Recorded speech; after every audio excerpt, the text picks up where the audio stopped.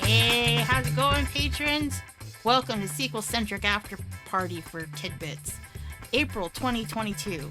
Here, we'd like to spend an extra 10 minutes or so on bonus tidbits just for you.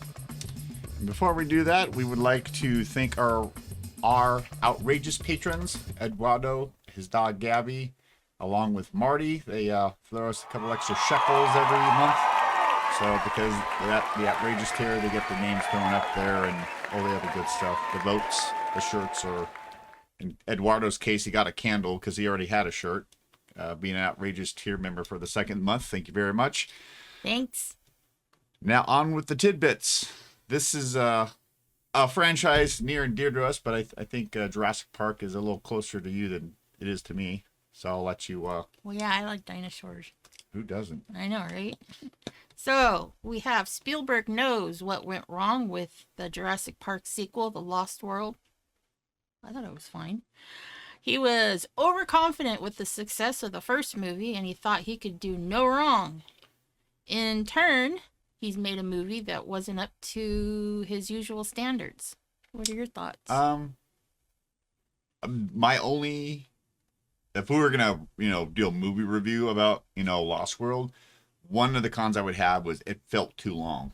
By the time they got the dinosaur to San Diego, and then you had that whole thing going on, it just went too long for me. Everything on the island was great. Maybe I don't know where. Maybe that's where they could have cut it, and that could have been the third movie, was them getting, them arriving in San Diego. And overall, I liked it. It was great. Then they could have made, the rest of the story could be how to get these creatures back to the island. Well, that's kind of funny now that we're coming in on the third Jurassic World movie, and they're already on the mainland. Yeah. And that movie's coming out sometime this year. So one could say Jurassic Park, The Lost World, that it was foreshadowing the sixth movie in the franchise. That could be, yeah. So if you want to look at it that way. Yeah.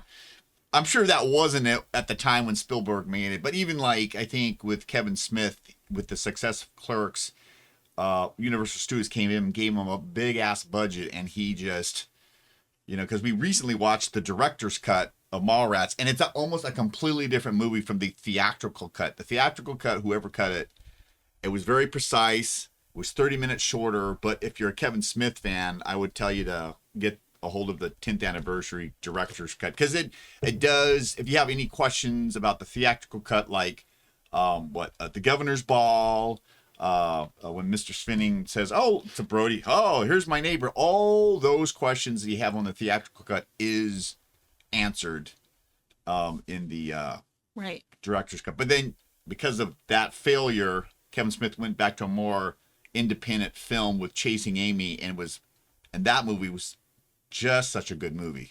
And we need to bring it back to Jurassic Park. You got it. So I think even with the success with George Lucas, any filmmaker that does a great movie, I think it's like any artist or craft artist, movie director is just another art form. Yeah. And we know from me, an artist is his own worst critic. Yep. So let's jump on over to some Harry Potter news. While director of the first two Harry Potter movies, Chris Columbus, has expressed some interest in directing a film based off of the Harry Potter play, Harry Potter and the Cursed Child, Daniel Radcliffe himself says he's not interested at the moment because he doesn't feel enough time has passed between the Deathly Hallows movie and right now. So maybe sometime down the line. I mean, do you have any interest in them doing a movie based off of this play that they got? I am, and they don't really have to center it around Daniel Radcliffe. He doesn't even have to be like a main character. Do you know anything about the book? I've read a couple of the pages, when it first came out, and I know it's basically a script. Yeah. They did it script style. Yeah. So. Well, what I've read of it, it's more about his son and his buddy. Yeah. Scorpius. I think that, which is Malfoy's son. Yeah. because they both got put in Slytherin house. So it seems it's more revolved around, the kids. And I know Harry's in there and right. I mean, the other characters are in there, but I mean, you only really need them at the beginning when they leave for school, and maybe at the end when they come home. I don't know, maybe another 5 years do it. I mean, because they were trying to age up the actors, True. In But Deathly like Hallows. you said, sometimes they wait too long. Yeah. For sequels. So I don't know. That's just my food for thought. Were you pointing the finger at that? Too long for sequels? Maverick. No, I was just pointing the finger at you. Because you had made a comment about that on today's live stream. Yep. Yeah. Moving on. Oh, man, you get to do the Star Wars news? Of course. It's Disney. While From a certain point of view. Whatever. While the Kenobi show was conceived as a limited series, don't be surprised if Ewan returns for a second season. I would be up for that. I guess I'd have to see how the first season plays out. And it won't be here in the 27th of May. I just, play it by ear. I mean, I don't think you have to overdo it. Yeah. Tell the story. If it's nice and tight, like WandaVision or Falcon and the Winter Soldier. Just, I know the Star Wars TV shows are hitting way more success than the sequel trilogy, so that's good for Disney. But just focus on telling a good story, and you don't need to my opinion.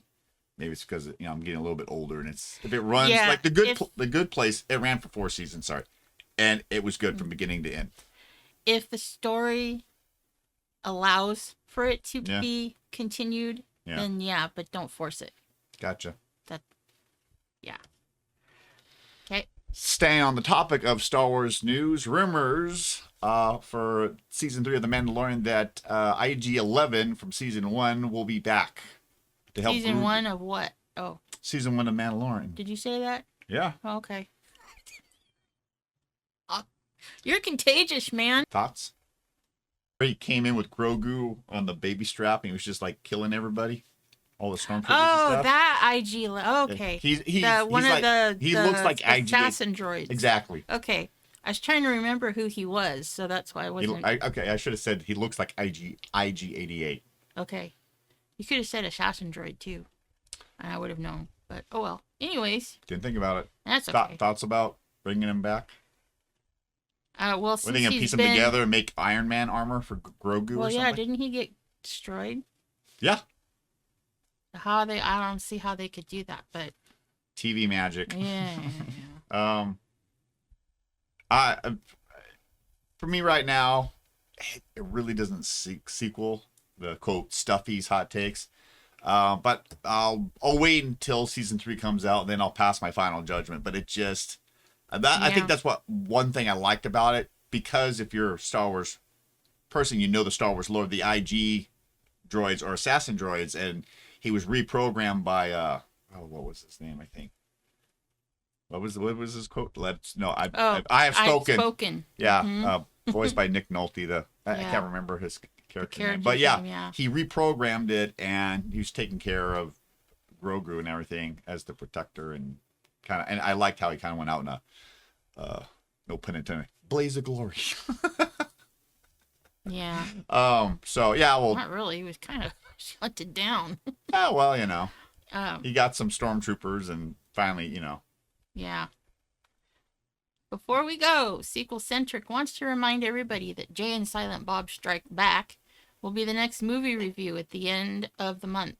That's it. You're up, mon frere. That's it for Tidbits After Party. Don't forget to check out the February Patreon episode of Watchlist 80 comedy movies we like to watch, and other exclusive episodes like Fireside Chat, Matrix Resurrections, or the various blooper reels. There's about close to 30 or right around 30 pieces of extra content. So, don't forget to really use that dollar. If you're at the dollar level, there's a lot there. And the all-important question of the day. Don't forget to ask yourself, does it sequel Bye. Bye.